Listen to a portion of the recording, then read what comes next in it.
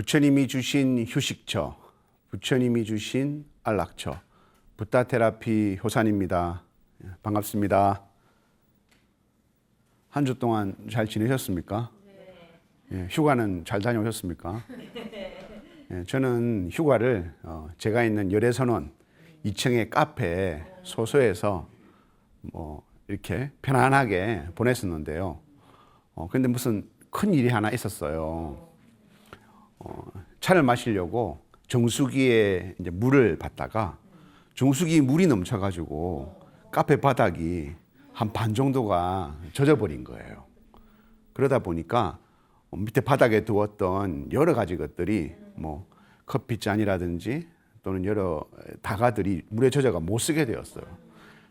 그래서 제가 그 물을 받고 있는 것을 유심히 계속 지켜보고 있어야 되는데 깜빡 놓쳐버린 거죠. 그 순간 저는 깨달았습니다. 나의 업도 마찬가지겠구나. 내가 나의 업을 잘 지켜보지 않으면 나의 업이 넘쳐난지를 몰라서 나의 업이 나뿐만 아니라 다른 사람에게까지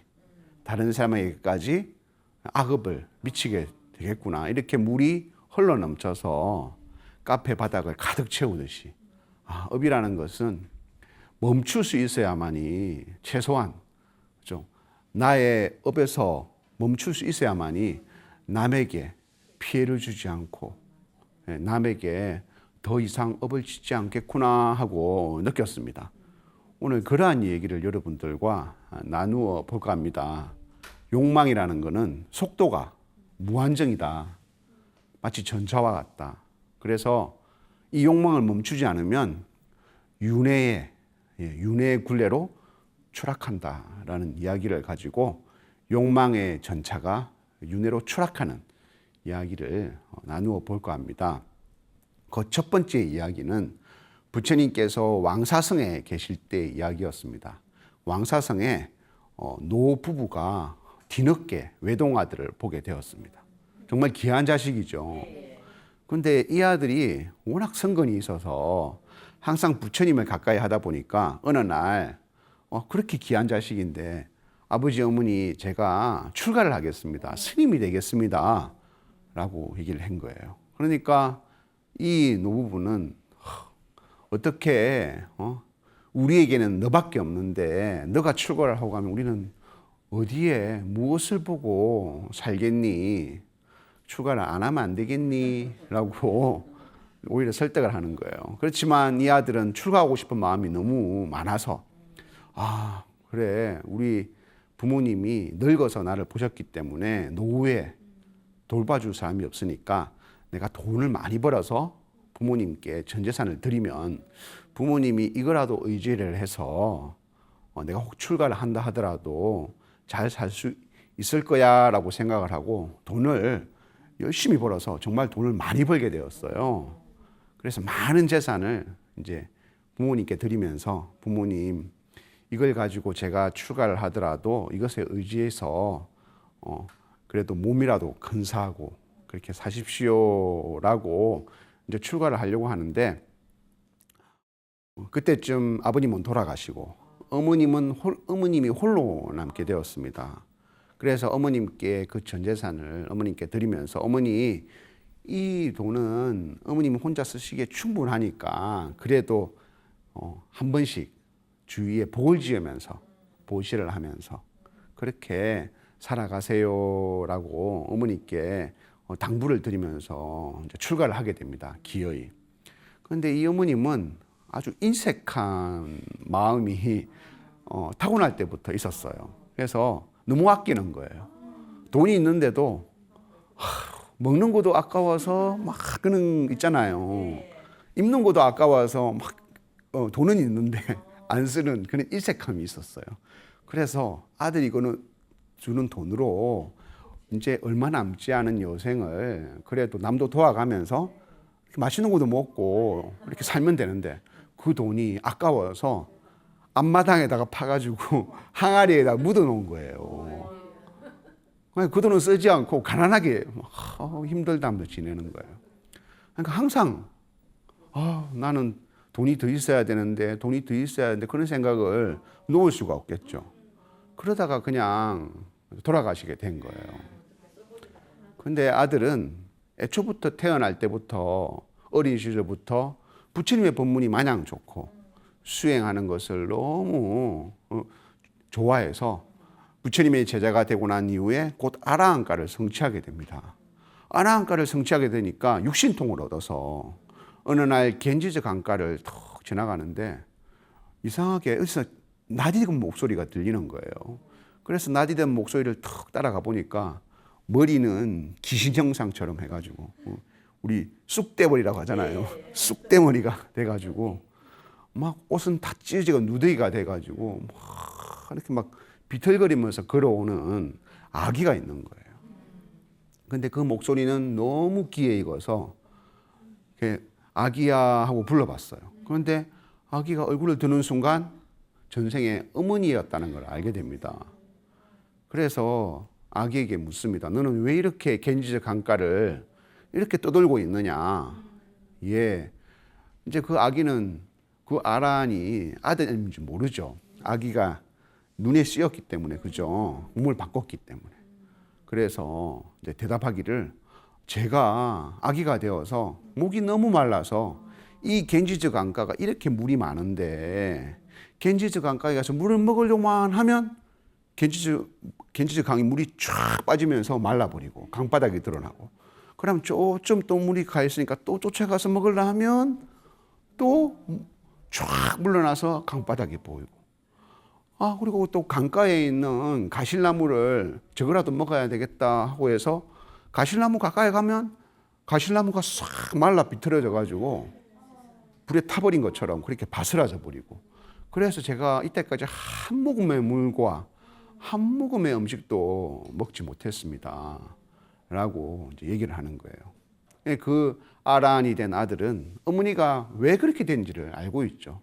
그렇게 많은 재산을 가지고 있는데도 자기 자신에게 쓰는 것조차도 아까워서 벌벌 떨고 그러니 심지어 남에게 밥 한 그릇 줄 수가 없는 그런 인색함의 마음이 있었던 거죠.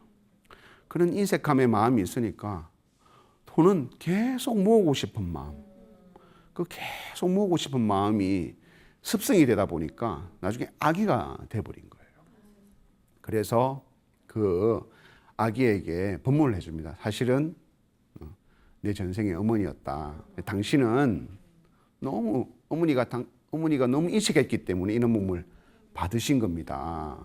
그러니까 그 아기가 그렇다면 내가 그렇게 묻어두었다던 그 항아리를 꺼내어서 스님께서 널리 좀 보시를 해주시고 또 많은 사람에게 베풀어 주십시오. 그래서 저를 천도시켜 주십시오 하고 부탁을 하게 됩니다. 그래서 그 아란이 된 아들이 과연 그 앞마당에 있는 항아리를 파보니까 아들이 준 재산보다 더 많은 돈이 어머니가 평생 동안 모아놨던 돈이 한가득 있는 거예요. 그래서 그것을 꺼내어 가지고 많은 스님들과 가난한 사람들에게 보시를 하게 됩니다. 그 공덕으로 어머니가 좋은 곳에 태어났겠죠. 그렇지만 아닙니다. 아니, 그 어머니가 그렇게 하고 난 다음에도 저 밑에서 아깝다는 마음이 평생 버리지 못했기 때문에 그 마음은 아깝다는 마음이 있어가지고 몸을 받기는 받았는데 부잣집에 큰 금은 보화를 창고를 지키는 그 집에 사는 귀신이 있잖아요. 성주신이라고 하잖아요. 그렇게 부잣집에 금고를 지키는 귀신이 된 거예요. 성주신이 된 거예요. 왜냐? 자기 재산은 아니지만 부잣집에 금은 보화를 보면서 이게 내 재산이야. 이게 내 거야. 이런 업을 가지고 있다 보니까 그렇게 태어나 버린 거예요. 몸을 받기는 받았는데 악의에서 벗어나서. 그래서 이 아들은 이제 우리 어머니가 좋은 곳에 태어났겠지 하고 육신통으로 또 바라봤는데 어느 부잣집에 금고를 지키는 귀신으로 몸을 받은 거예요. 참 우리 어머니가 참 업이 많으시구나. 그래서 어머니한테 갑니다. 그래서 그 귀신이 된 어머니한테 어머니 이러시면 안 됩니다. 이러시면 안 됩니다. 어머니가 줄 수 있는 것 단 하나라도 그것을 남에게 보시하십시오. 그러니까 그 어머니가 하얀 천 있죠. 백목을 가지고 백목을 탁 끌어안는 거예요.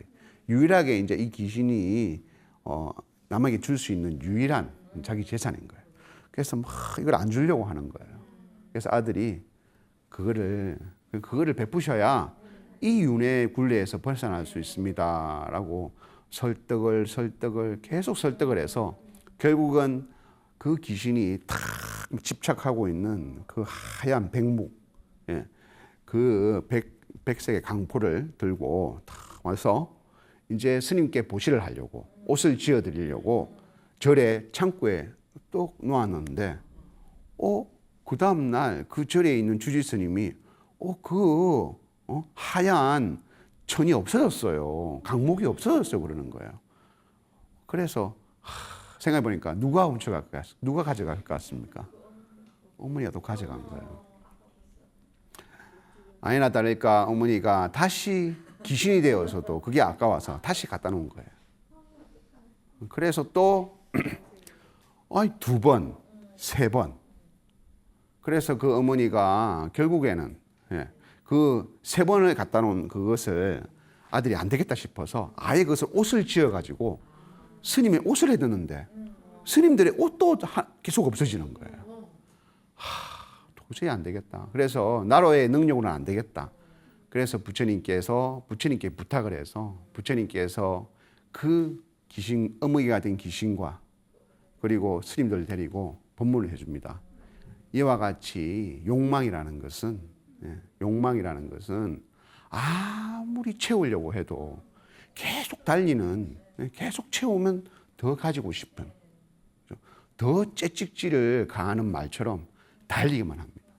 그래서 마치 전차와 같이 끝없이 더 원하고 더 가지려고 합니다. 그것을 멈추지 않으면 어떻게 되겠습니까? 영원히 만족하지 못하고, 그죠? 아기가 되고 난 다음에는 부잣집에 금고를 지키는 귀신이 되고, 또 그 몸을 혹시 부처님의 그 가피로 인해서 다른 몸을 받는다고 하더라도, 또 사람으로 태어난다 하더라도 집착이 또 너무 많은 사람으로서 또 다시 태어날 것이고, 그 마음을 버려야만이 거기서 벗어날 수 있는데, 그 집착의 마음을 버리지 못하면 이 여인은 영원히 몸을 받아도 이와 같이 반복할 것이다. 그러니 우리는 그 욕망이라는 것을 멈출 줄 알아야 된다. 욕망을 멈추지 못하면 영원히 윤회 굴레에서 벗어나지 못한다라고 법문을 해주시면서 우리 욕망이라는 것, 이것은 멈출 수가 없습니다. 자기 스스로가 멈추지 않으면 이 욕망은 더 빠른 속도로 달리게 됩니다. 그래서 우리가 윤회를 멈추는 것은 탐진치의 욕망, 그 욕망을 멈출 줄 아는 자기 자신이 되어야 합니다. 그래서 우리 첫 번째 얘기는 그 욕망이라는 전차, 그것을 끝없이 달려서 결국은 아란이 된 큰 아들이 있어도 결국은 그 가보를 벗어나지 못한 아기가 된 어머니의 이야기를 여러분들과 나누어 보았습니다. 감사합니다.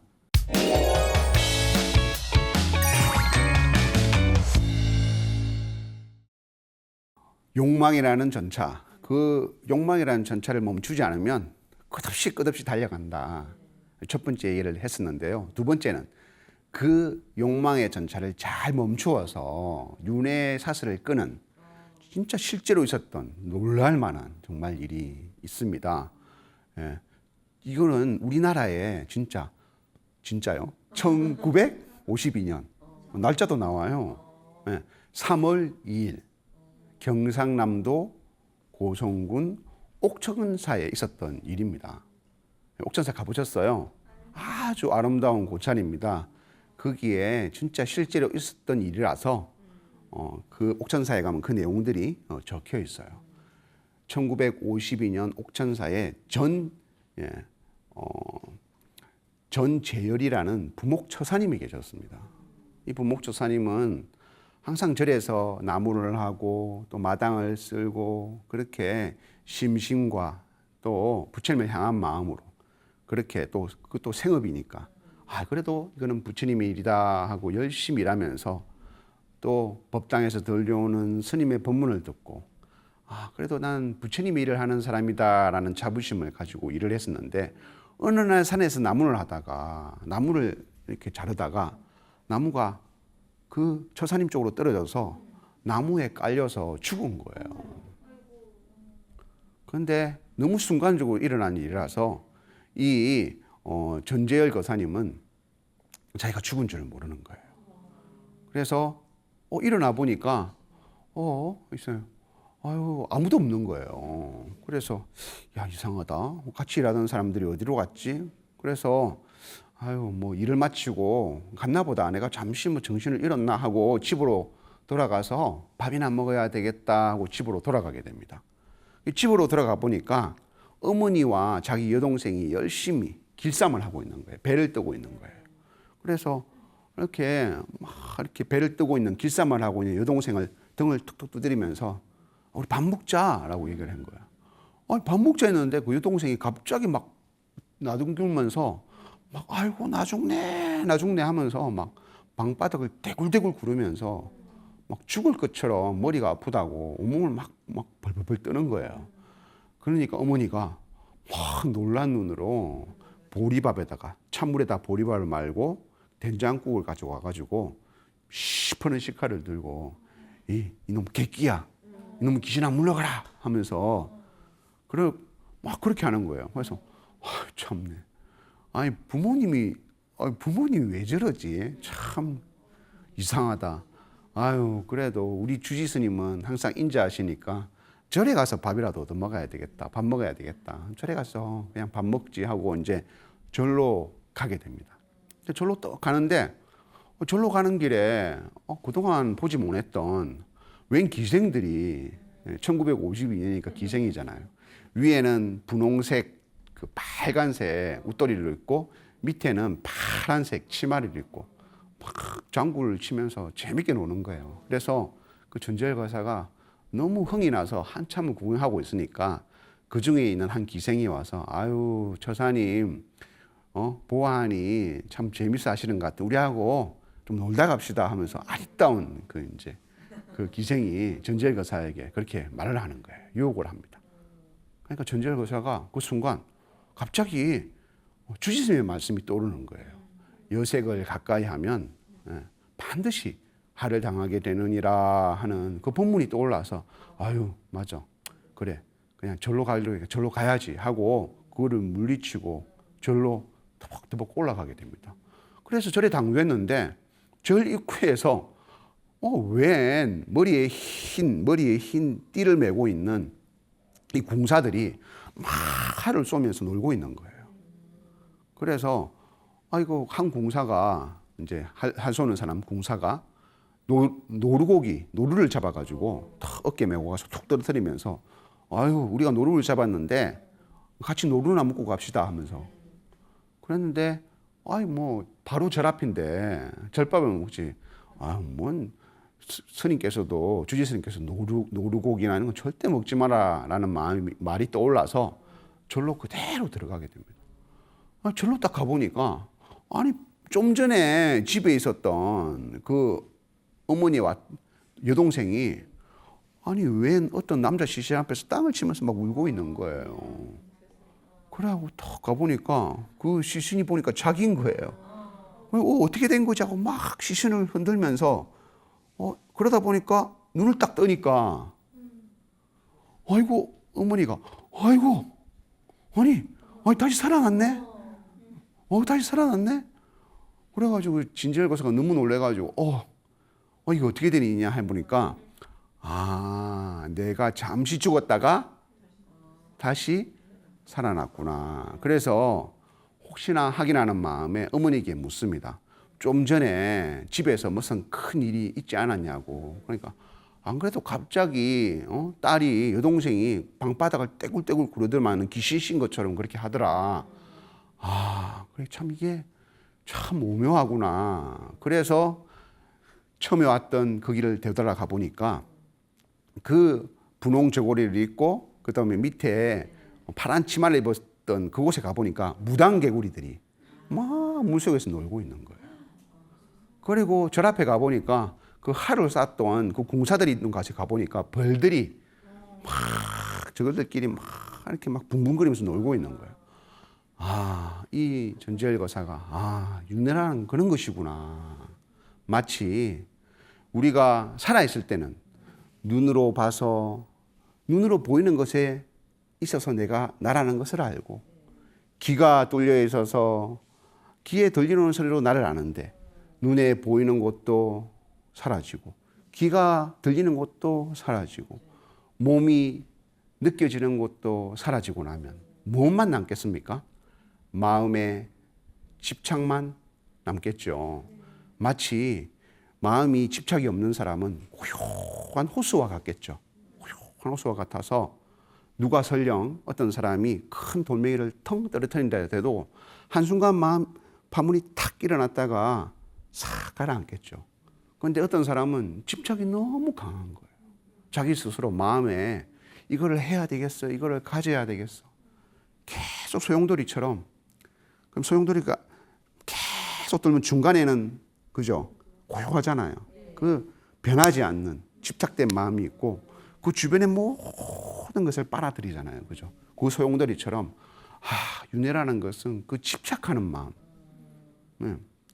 여인에게 집착하고 그리고 살생에 집착하는 이런 마음으로 그렇게 몸을 받는구나 하는 것을 이 전지열 거사가 정말 경험을 하게 된 거예요. 그래서 부목처사로 있으면서 더더욱 기도를 하고 더더욱 열심히 해서 정말 부목처사지만 많은 사람들에게 존경을 받는 부목처사가 되었다는 얘기가 고성 옥천사에 전합니다. 우리가 몸을 버리게 되면 눈으로 보이고 느껴지는 것을 깜깜한 암흑천지와 같을 겁니다. 그죠? 그것을 우리는 불교에서 무명이라고 합니다. 아무것도 보이지 않는 가운데서 내가 살아왔던 집착의 소용돌이만 남을 겁니다. 그 집착의 소용돌이가 내가 평소에 남을 험담하고 남에게 살생과 같은 그런 상처 주는 말, 칼을 꽂는 말, 그리고 악한 말을 하는 그런 업을 평생 지어왔다면 나도 모르게 그 집착의 소용돌이가 내 윤회의 그 소용돌이가 남아있을 겁니다. 이 전지열 거사님처럼 그러한 업이 일어날 때 그 주지스님의 말씀을 떠올리듯이 내가 멈춰야지. 이 욕망의 전차의 속도를 멈춰야지. 이 업을 끊어야지 라는 마음을 내었을 때 더 이상 나쁜 가보와 나쁜 윤회의 사슬에서 벗어나게 된다라는 이야기를 가지고 또 두 번째 얘기를 마치면서 오늘 욕망의 전차, 그것을 끊지 못하면 어디로 간다고요? 윤회의 그 나락으로 떨어지게 된다는 이야기를 마치도록 하겠습니다. 모두 성불하십시오. 수고하셨습니다.